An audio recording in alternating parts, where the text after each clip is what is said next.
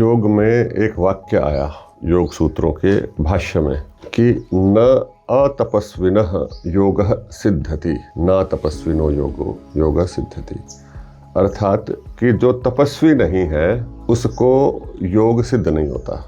योग की जो प्राप्ति है वह अतपस्वी व्यक्ति को प्राप्त नहीं होती, नहीं मिलता उसको योग। अब गुरुकुल के ब्रह्मचारियों की दृष्टि से इसी वाक्य को थोड़ा सा परिवर्तित करते हैं।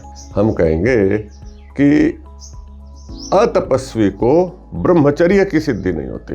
जो तपस्वी नहीं है वो ब्रह्मचारी नहीं रह सकता अथवा ब्रह्मचर्य की प्राप्ति उसको नहीं हो सकती। अब जानना ये चाहिए कि ये तप क्या होता है, तपस्या का अर्थ क्या है।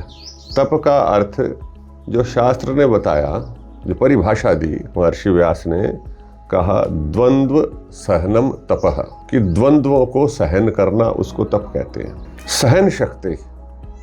अब मान लीजिए आप लोग सहज जीवन में जी रहे हैं, उसके अंदर सारी सुविधाएं मिल रही हैं आपको और सुविधाओं को उपभोग कर रहे हो, आनंद से उठ रहे हो, सो रहे हो, खा रहे हो, पी रहे हो, तो वह तप नहीं है। तप का मतलब है कुछ कष्ट आना जिसको हमें सहन करना। जब हम उस कष्ट को सहन करना प्रारंभ करते हैं तो उससे हमारे भीतर जो शक्ति है वो शक्ति बढ़ती है, विकसित होती है शक्ति।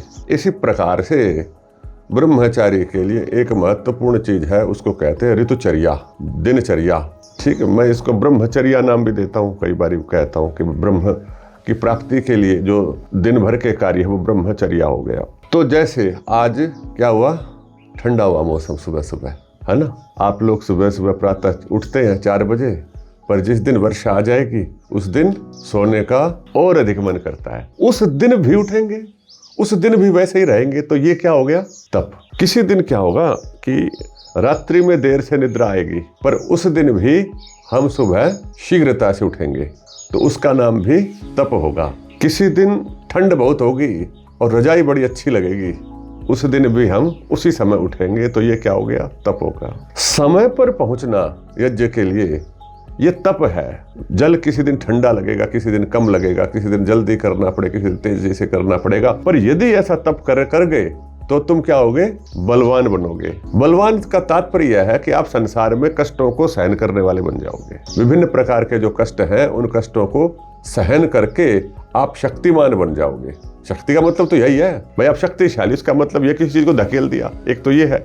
परंतु किसी ने आपको धकेला तो आप भी तो रुक गए, आपका मन प्रभावित नहीं हो रहा किसी चीज से, किसी आवेश में आप नहीं आ रहे हो।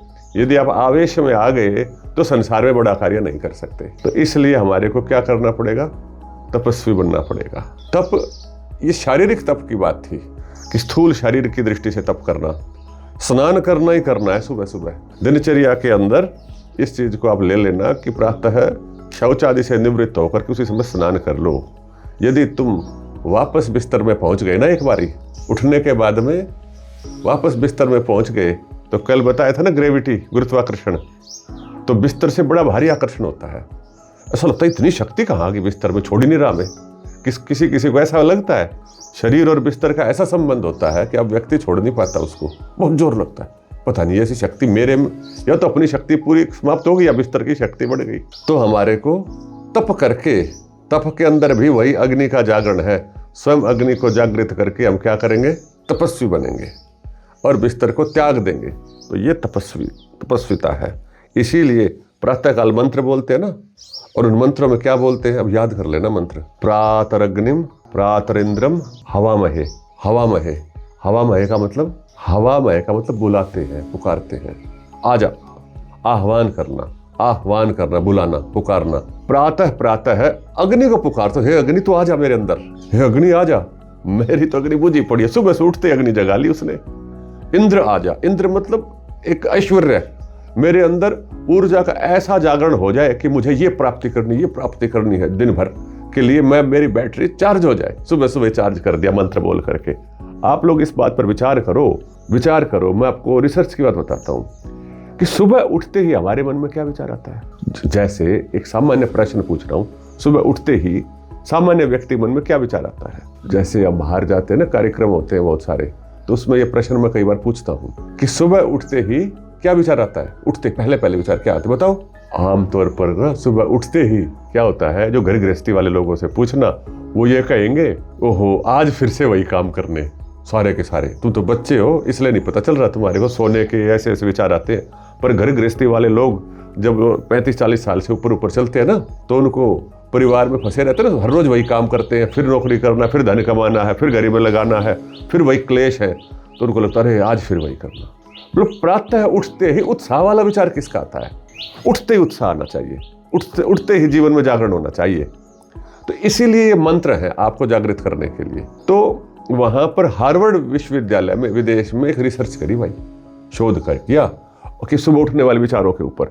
उन्होंने देखा कि लगभग 80% जो विचार है प्रातःकाल सकारात्मक नहीं आते लोगों के, और अगर प्रातःकाल 5 मिनट 10 मिनट व्यक्ति कार्य करता है ना, अच्छे विचार कर लेता है, तो दिन भर ठीक हो जाता है और मानसिक तनावों से, मानसिक समस्या से बहुत अधिक छुटकारा मिल जाता है उसको। तो प्रातःकाल उठते ही श्रेष्ठ विचार एकदम से, मैंने तो जीवन में आगे बढ़ना, मैंने जागृत होना है, अपनी ऊर्जा को जगा के रखना है। ठीक है, अब तुम ही सो रहे थे और तुम ही जाग गए।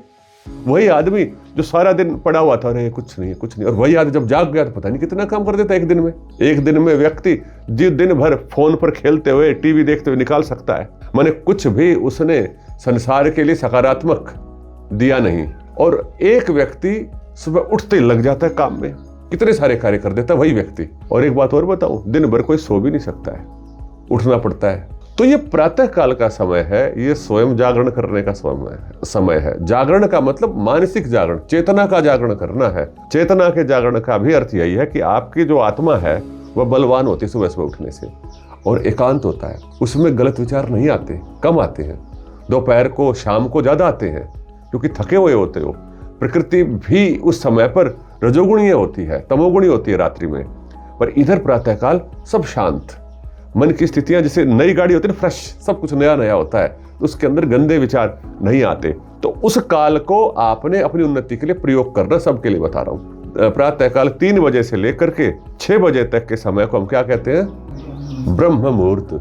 मुहूर्त मतलब अच्छा कार्य करने का समय। तो ये तो ब्रह्म का मुहूर्त था, इसके अंदर जो कर लोगे, जो विचार कर लोगे वही बन जाओगे। तो इसलिए प्रातः काल में जो करोगे, शारीरिक कार्य करोगे, योगाभ्यास करोगे या मानसिक पढ़ाई करोगे, तो वही बन जाओगे। तो इसलिए आप प्रातः काल के समय को व्यर्थ मत करो, खोना ही नहीं है। यह आपके तप का भाग, आपकी दृढ़ता होगी। और यहाँ पर अपने गुरुकुल में कोई कठोर दंड की, शारीरिक दंड की व्यवस्था नहीं है कि कोई पिटाई करेगा, ऐसे तो नहीं करते हम लोग, है ना।